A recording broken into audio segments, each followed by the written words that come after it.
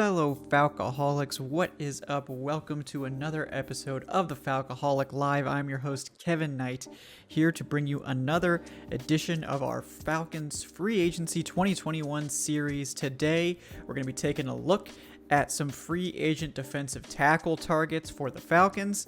The team is in a pretty good place at defensive tackle. They do have Grady Jarrett, obviously. They've got a second-round pick in Marlon Davidson. They have some guys in the wings that could also be contributors, but that doesn't mean that they're not going to add to this position. We could see in Dean Pees' new defense, if they're planning to do more of a traditional 3-4 base package, the team chase a more traditional nose tackle.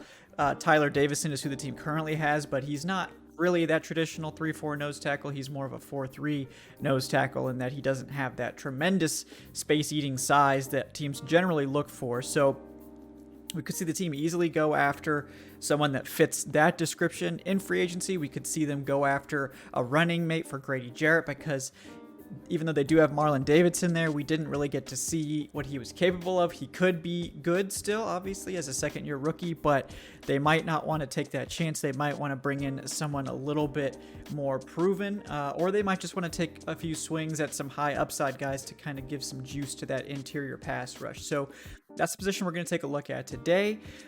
Before we move on to that, I want to remind folks you can check out the remainder of this series on our channel. We just finished up the Edge group, and we did safety before that, so you can go check out the rest of those videos in our channel. There's a playlist, the 2021 offseason, that is going to have all of these videos in it.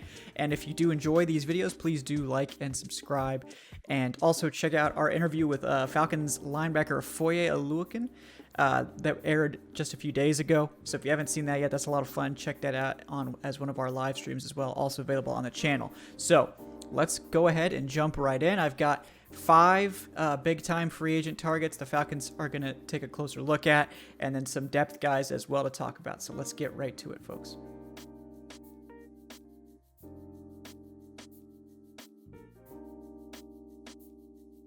So there are a variety of ways the Falcons could go in free agency when looking at defensive tackle. The most obvious one is probably going to be finding a more traditional 3-4 nose tackle to eat space in the middle.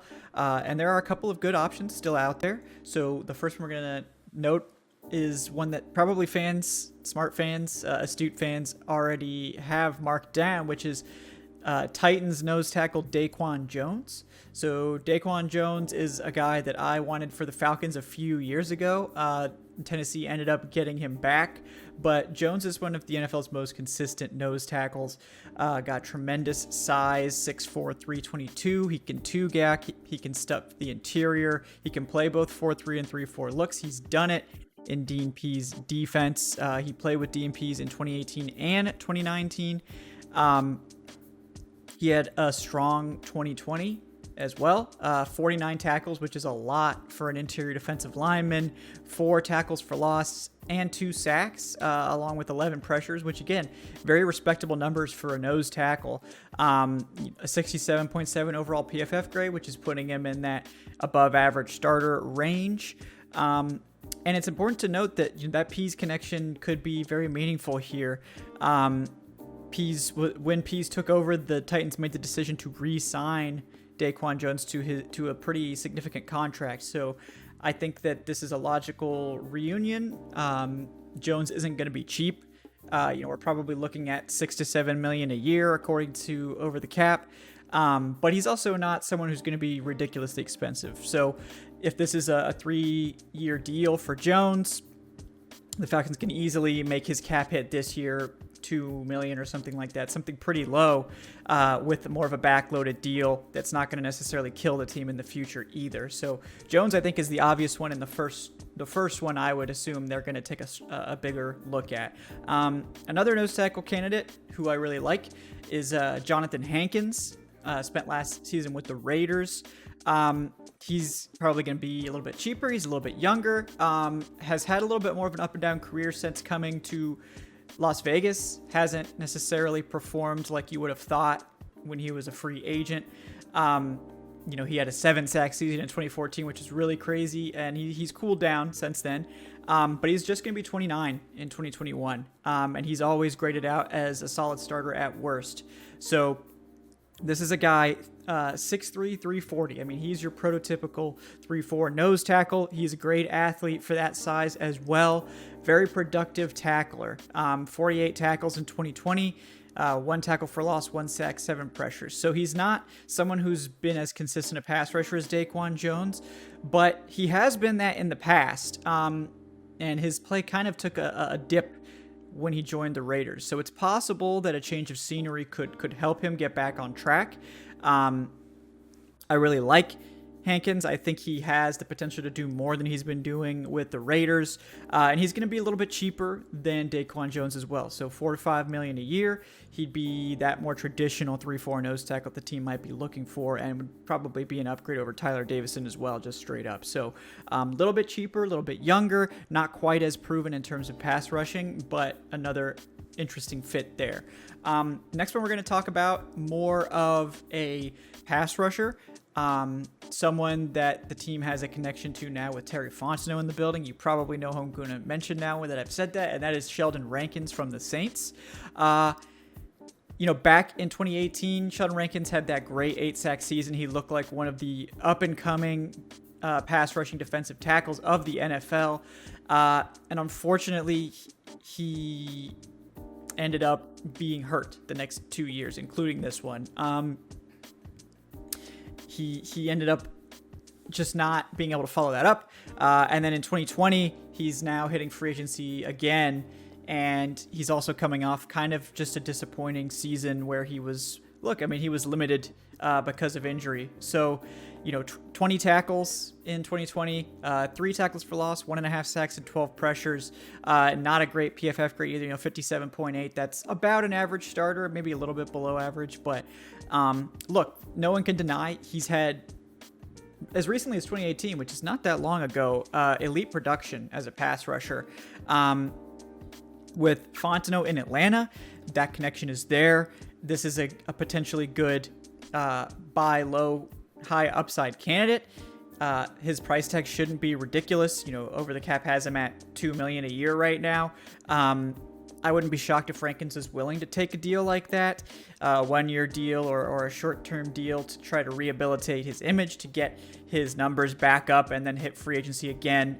Because if Rankins hits and he's there with Grady Jarrett, that is a truly, truly scary interior combo as pass rushers. So I think it's worth the risk. I think it's worth checking him out and seeing if he can reclaim some of that pass rushing juice with a healthy season here, hopefully in 2021. Next name we're going to talk about just came on the market as of the day I'm recording this, so I actually ended up having to add him in. Wasn't planning to, but Jarrell Casey is the name, just cut by the Broncos this week. Casey spent almost his entire career in Tennessee, but he was traded at the at the beginning of 2020 to the Broncos as a way of saving cap. He only ended up playing in 3 games for Denver. Unfortunately, suffered a season-ending injury earlier in the season, and just didn't get to do much. He had 14 tackles, 1 tackle for loss, and 3 pressures in the 3 games that he played. Still graded out quite well. 74.4 overall, which is a good starter. Just didn't get on the field much, and that's unfortunate. So he's now cut and a free agent. He's not that far removed, 2 years from a 5-sack season. And he's generally been a very consistent player throughout his career. He's a stout tackler on the interior, high-end pass rusher, can play 3-4 defensive end or 4-3 3-tech tackle. This is a guy that's put up at least 5 sacks and 8 tackles for loss and did it every single year from 2013 to 2018. That is the model of consistency. So he's coming off that injury this last year. He's going to be 32 in 2021. He's probably going to be looking at 1-year deals from a lot of teams, or just kind of lowball offers. So a chance for him to get back with Dean Pease, where he had Casey had one of his best seasons in 2018 under Dean Pease, play with him for 2 years. That connection, if it's strong, could give the Falcons a leg up in getting Casey in the building. because he only played in a few games last year, the Falcons could easily get Casey a very incentive-heavy deal with a low cap hit this year, but he could potentially, earn $6-7 million a year by the time all of these incentives would come up, and that's because, like I said, he only played 3 games, barely had any stats. You can stack up all these incentives, like, if you get 5 sacks, you get $2 million, so on and so forth. Because he didn't get those in 2020, those are going to be considered not likely to be earned incentives, which means they don't count against the cap this year. So that is a very creative way they can get him in here. And if he thinks Dean Pease is the best defensive coordinator for him to kind of revitalize his career, I think that's an excellent reunion combo. He's more of a luxury addition for the Falcons. But if they can get him on that incentive-laden deal, that 1-year deal, so he can potentially, show out and then get another, decent contract after that, I think that's a deal that makes sense for both sides if the connection is strong. And then one more guy we're going to throw in here to talk about. That is former Falcon defensive tackle Corey Peters, the potential long-term reunion plan. I think a lot of us were upset when Peters was not re-signed initially. He was basically let go for almost nothing back in 2015 when Dan Quinn took over. He's had several strong seasons with the Cardinals. He's a quality veteran. He's definitely getting up there in age, but still had a solid season in 2020 for the Cardinals. He was, just 9 games with an injury, but still put up 15 tackles, 3 tackles for loss, 2 sacks, 61.4 PFF grade, solid starter. This is a guy that's not going to be expensive because he's going to be 33 going into 2021. And like I said, played in just 9 games last year. So going to be cheap in free agency. Over the cap has him at $1.2 million a year. He's still a solid pass rusher, still a solid run defender. This is a guy that I think is someone who's going to be a plus player in a rotation, not necessarily someone you want taking a ton of snaps, but as a guy you're getting, probably close to the veteran minimum for his accrued experience. I think he makes a lot of sense as a reunion candidate. I think he's a guy that can probably play some 3-4 defensive end too, if needed. So I like the opportunity maybe to get Peters in here towards the end of his career, just as a good depth option for this team. Just a couple names I'm going to mention quick because there are some logical ones here that could be more depth signings, guys that are buy low candidates that have potential. I know I couldn't do this video. Evan Birchfield would probably come after me with a stick or something if I didn't mention Jack Crawford, another Titans free agent. He was with the Titans in 2020, could make a return. He can play that 3-4 defensive end role. He can play on the interior and outside. Versatile piece, not going to be expensive either. So that is one option.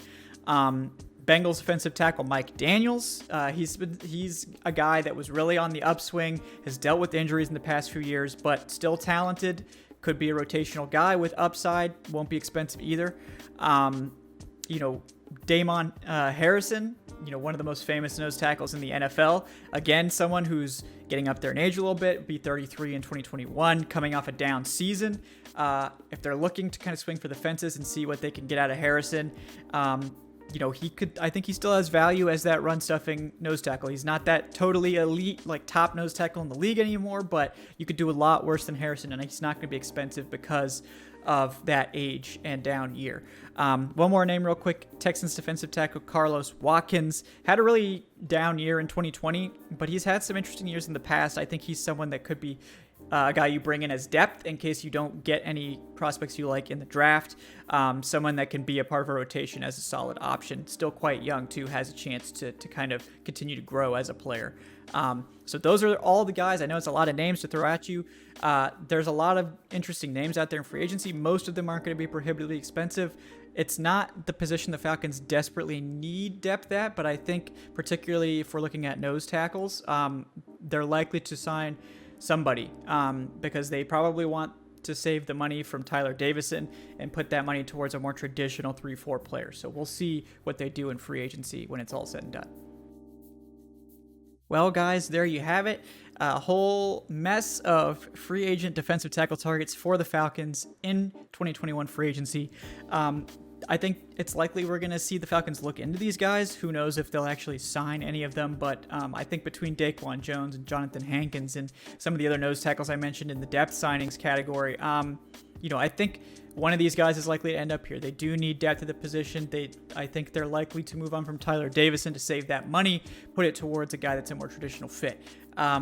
Again, guys, thank you so much for watching. If you haven't checked out, like I said, our interview with Falcons linebacker Foye Oluokun, you can check that out on the channel. You can check out all the other videos in this series in our 2021 off-season playlist. So if you want to get caught up on all that great info, you can check that out. If you enjoyed the show, please do like and subscribe, and check out our Patreon as well. We're going to be having our next patron exclusive Q&A session where it's just 30 minutes to an hour of just straight fan questions about the Falcons, or I guess whatever you want. So if you're interested in getting involved with that session's going to be Thursday of next week, which is going to be March 4th at 6 p.m. So if you want to get in on that, just make sure you're subscribed to the Patreon by Thursday so we can send you that link. And guys, again, we just really appreciate your support and everything you guys have done to help the channel grow. Again, thank you for tuning in. We will be back next week to talk cornerback targets in free agency, so be on the lookout for that. Until then, guys, enjoy the rest of your day, and thank you for tuning in to the Falcoholic Live. Have a good one, folks.